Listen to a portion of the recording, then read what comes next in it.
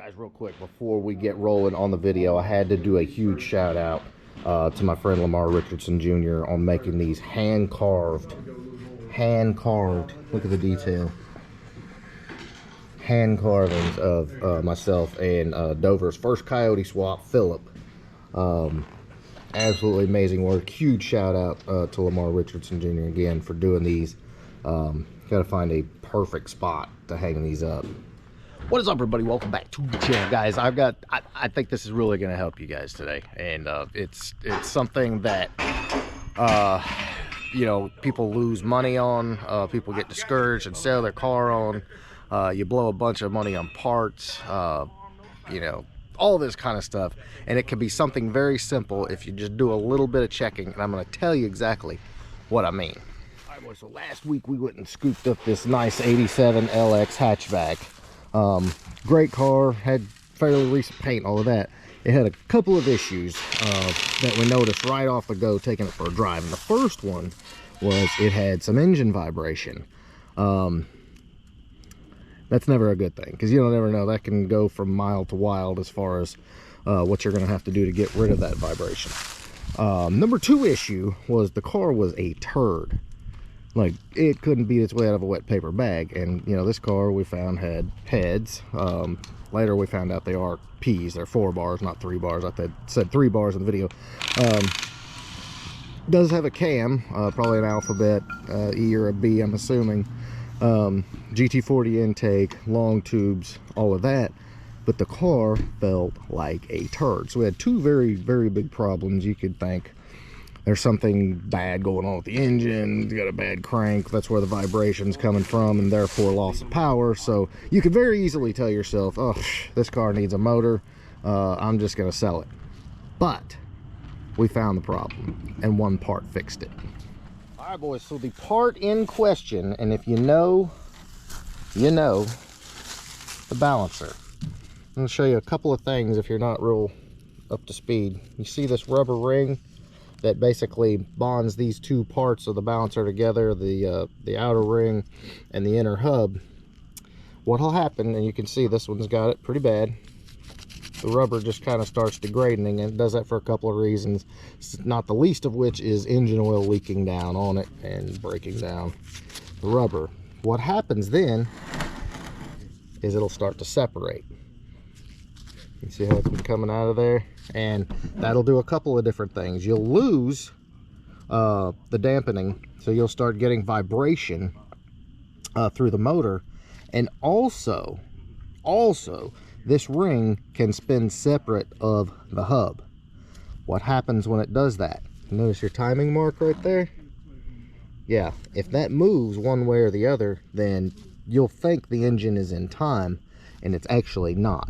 So here's what we did on this car. So the first thing we did when we got the car back to the shop is check the timing, and that's one of those things that you should probably check on a regular basis, just because they can, you know, they can come out of time and you know, you won't even know it. So what we did, check the timing, and it was about 1 degree. So we set the timing up to 14 degrees, took the car out, and it was immediately it was much better. Like the power was back. We still had a vibration though. So we're like, all right, so we made a quick run to the parts store, swapped the balancer, and while we had the balancer off, we did a comparison side by side of the old balancer and the new balancer, and guess what? The outer ring on the old balancer had spun. So we were very curious at this point. Pulled that off, got the new balancer on, checked the timing again. The timing was at 10 degrees, where we had just previously set it at 14 from the old balancer. So suffice to say, we took the car back out with a true 14 degrees of timing, and we had no vibration, and the car was blowing the tires off every time you stabbed the gas. 100% difference. So when I tell you guys, check all this little stuff and don't get discouraged, and you know, just do your due diligence, this is what I mean. That balancer cost, I think, 60 bucks and took about an hour to swap out, and all of a sudden you have zero vibration, and I swear to God, we probably picked up 35-40 horsepower just going from what essentially was, you know, negative like 4 degrees timing to 14 degrees timing. absolute world of difference. I mean, amazing. So I hope that helps you guys. But I've also got one other thing I got to do with this car. I hate these 16-inch Cobra R's. We're gonna swap them out. All right, I'm gonna tell y'all, just putting the chrome ponies on there, what a difference. Now obviously they're just 16-inch ponies, but there's something about those 16-inch Cobra R's that are just horrible. They just, yeah, horrible. About the best I can. Guys, I'm telling y'all, this is a great freaking car. I love it. And I have no room and no need, but I love it. Doesn't mean I won't buy it. Maybe. I don't know. But yeah, so saying sayonara to the Chrome Cobra R's, we do need to take this thing out. You guys got to see how good this car runs fixed. So give me a second, let me get cleaned up. We'll get this dude out.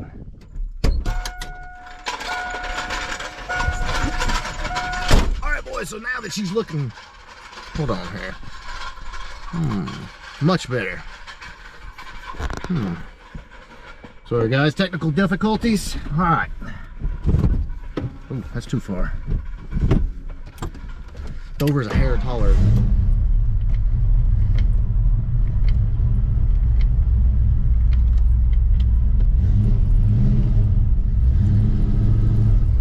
I know you guys can tell what's happening here.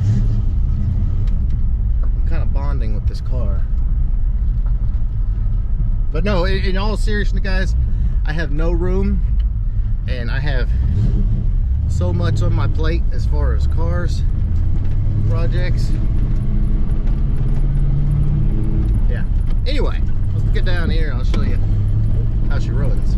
The thing that's really funny about this car is when we drove it home, I would have swore this car did not have a cam in it. That's how bad it was with the timing that low.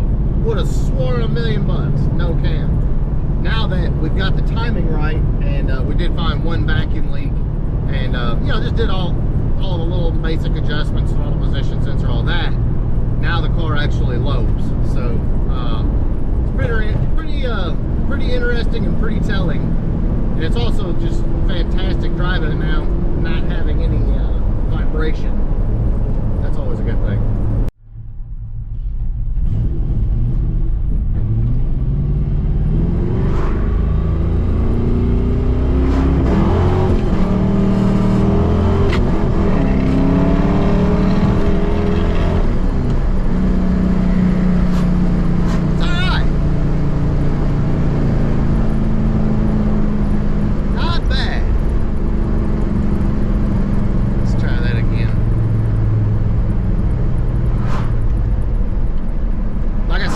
Guys, it's GT40P heads, probably an alphabet cam, GT40 tubular intake, long tube, stock throttle body, believe it or not, and stock-esque mass air. So let's do a little 1-2.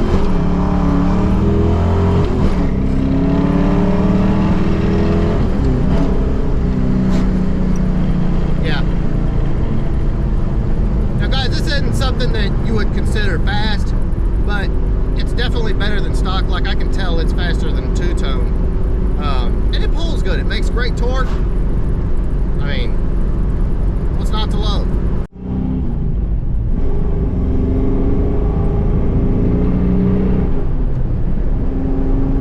All right, guys, that is gonna wrap this one up. Gonna probably do some more work on the Black 87 LX. Super fun car. Dover will probably sell it, but in the meantime, I'm gonna fix it up, give it some love, get it right, and you know, that's what we do. Too much fun. So if you enjoyed this video, big thumbs up, make sure you smash that subscribe button, and we will catch you on the next one. Later.